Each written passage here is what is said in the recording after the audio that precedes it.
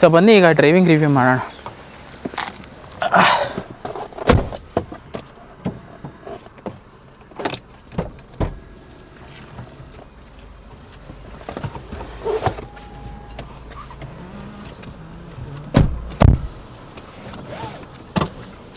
So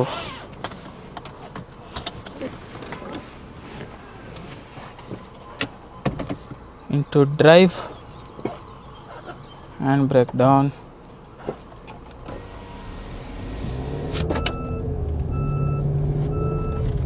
lights off,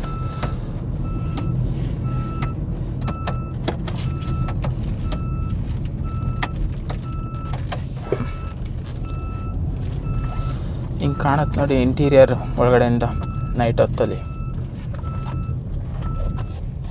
ಇದರಲ್ಲಿ almost ನಿಮಗೆ 210 mm ground clearance ಬರುತ್ತೆ. ಸೊ ಈ ಥರ ರಸ್ತೆಗಳಲ್ಲಿ ಆರಾಮಾಗಿ ಹೋಗ್ಬೋದು.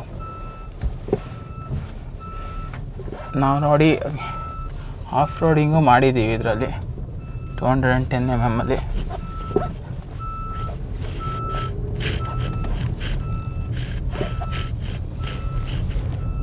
ಇದರ ಹೆಡ್ಲೈಟ್ ಪವರ್ಫುಲ್ ಇದೆ ಗುರು, ಅಷ್ಟೇ ಅಂತ ಗೊತ್ತಾಗ್ತಾಯಿದೆ. ಹಾರನ್ ಕೂಡ ಅಷ್ಟೇ ಲೌಡ್ ಆಗಿದೆ.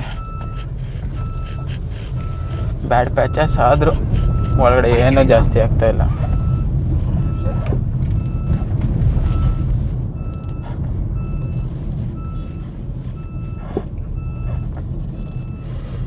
ಇಲ್ಲಿ ಯಾವುದೇ ಥರ ಗುಂಡಿ, ಇದರಲ್ಲಿ ಸಾಫ್ಟ್ ಸಸ್ಪೆನ್ಷನ್ ಬರುತ್ತೆ, ಆದ್ದರಿಂದ ಯಾವುದೇ ಥರ ಗುಂಡಿ ಗಿಂಡಿ ಆರಾಮಾಗಿ ಆರಿಸ್ಕೊ ಹೋಗ್ಬೋದು.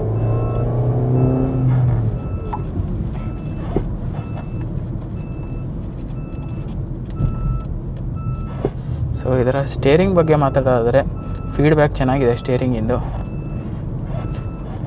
ಯಾವುದೇ ಥರ ಪ್ಲೇ ಇಲ್ಲ, ಚೂರು ಅಲ್ಲಾಡಿದ್ರು ಚೂರು ಸ್ಟೇರಿಂಗ್ನ ಸ್ಟೇರ್ ಮಾಡಿದ್ರೂ ಟರ್ನ್ ಆಗ್ತಾಯಿದೆ. ಸೊ ಇಲ್ಲಿ ನಿಮಗೆ ಪೆಡಲ್ ಶಿಫ್ಟರ್ ಕೊಟ್ಟೋದ್ರಿಂದ ಯೂಸ್ ಆಗುತ್ತೆ ನನಗೆ ಮೈಲೇಜ್ ಜಾಸ್ತಿ ಮಾಡ್ಕೊಳ್ಳೋಕ್ಕೆ. ಫಾರ್ ಎಕ್ಸಾಂಪಲ್ ಇದು ಆಲ್ಮೋಸ್ಟ್ ನಿಮಗೆ 3000 RPM ಮೇಲ್ಗಡೆ ತಗೋಗ್ಬಿಟ್ಟು ಗೇರ್ ಚೇಂಜ್ ಮಾಡ್ತಾಯಿದೆ. ನನಗೆ ಮೈಲೇಜ್ ಬರ್ಸ್ಬೇಕಂತ ಹೇಳಿದ್ರೆ ಅವಾಗ ಪಟ್ಟನ್ ಚೇಂಜ್ ಮಾಡ್ಕೊಂಡು ಹೋಗೋದು.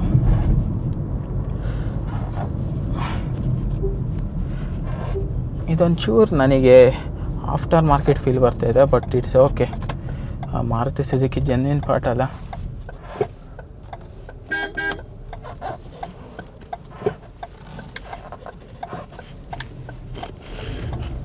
ಇದರೊಳಗೆ HD ಒಳಗೆ ನಿಮಗೆ ಕಾಣ್ತಿರ್ಬೋದು ಇನ್ಫಾರ್ಮೇಷನ್ನು, ಎಷ್ಟು ಸ್ಪೀಡ್ ಬರ್ತಿದೆ, ಡ್ರೈವಿಂಗ್ ಯಾವುದು D ಅಲ್ಲಿದೆಯಾ, ರಿವರ್ಸಲ್ಲಿದೆಯಾ, ಪಾರ್ಕಿಂಗಲ್ಲಿದೆಯಾ ಅಂತ ಹೇಳ್ಬಿಟ್ಟು. ಜೊತೆಗೆ ಟೈಮ್ ಕೂಡ ಕಾಣ್ತಾ ಇದೆ.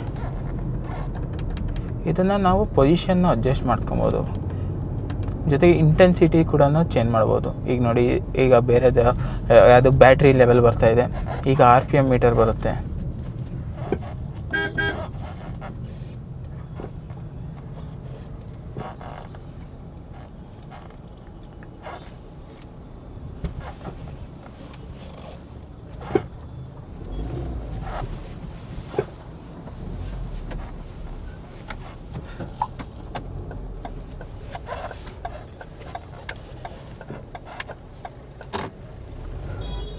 ಇನ್ನೊಂದು ಇದರಲ್ಲಿ ಯೂಸ್ಫುಲ್ ಫೀಚರ್ ಅಂದರೆ 360 ಡಿಗ್ರಿ ಕ್ಯಾಮ್ರಾ ಕೊಟ್ಟಿದ್ದರಿಂದ ಯಾರು ಜಸ್ಟ್ ಈಗ ಬೈಕ್ ಅವರ ಪಕ್ಕದಲ್ಲಿ ಏನಾರು ಬಂದಾಗ ನಿಮಗೆ ಅಲ್ಲಿ ಪಾರ್ಕಿಂಗ್ ಸೆನ್ಸರ್ ಆನ್ ಆಗಿಬಿಟ್ಟು ತೋರಿಸುತ್ತೆ ಇಲ್ಲಿ ಬೈಕ್ ಬರ್ತಾಯಿದೆ ಅಂತ ಹೇಳ್ಬಿಟ್ಟು.